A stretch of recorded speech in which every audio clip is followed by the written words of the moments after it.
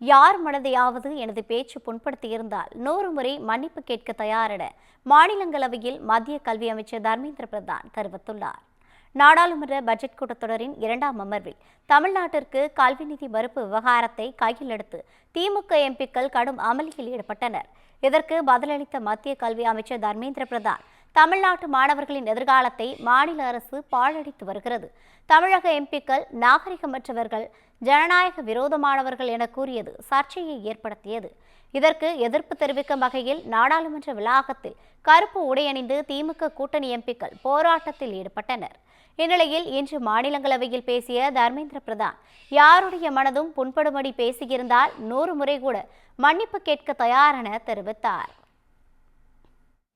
So my mother is from Tamil Nadu. Sir, I am a son of Tamil Nadu's lady. And here it's a coincidence. Here the issue has been raised by none other than one of the very respectable member of this house, Dr. Kanimoji. In other house yesterday,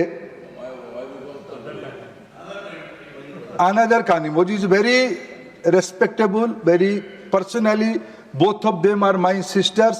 Again, I am a Udiya, I am a believer of Lord Jagannath.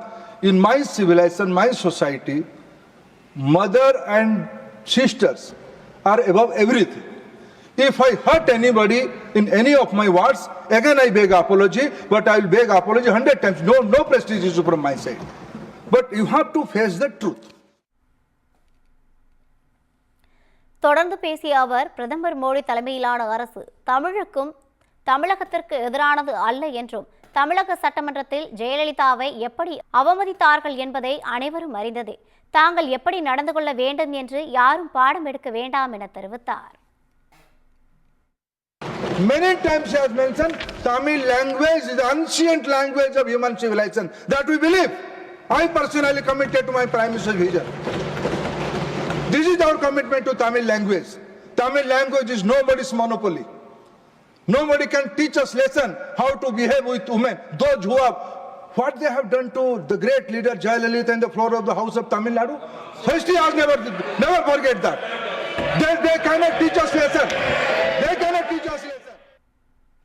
தேசிய கல்விக் கொள்கையை திமுக எதிர்ப்பது தமிழ் மொழியை பாதுகாப்பதற்காக அல்ல என மத்திய கல்வி அமைச்சர் தர்மேந்திர பிரதான் தெரிவித்துள்ளார். இதுகுறித்து எக்ஸ் தளத்தில் பதிவிட்டுள்ள அவர், அரசியல் ஆதாயங்களுக்காகவே திமுக தேசிய கல்விக் கொள்கையை எதிர்த்து வருவதாக குற்றம் சாட்டியுள்ளார். கல்விக்காக ஒருங்கிணைந்த மாவட்ட தகவல் முகமையின் தரவுகளின்படி 2018 65.87 லட்சமாக இருந்த தமிழ் வழி சேர்க்கை 2024 46.83 லட்சமாக குறைந்துள்ளதாகவும், கடந்த 5 ஆண்டுகளில் தமிழ் வழியில் படிப்பவர்கள் எண்ணிக்கை 19.5 லட்சத்திற்கும் மேல் சரிந்துள்ளதாக தெரிவித்தார்.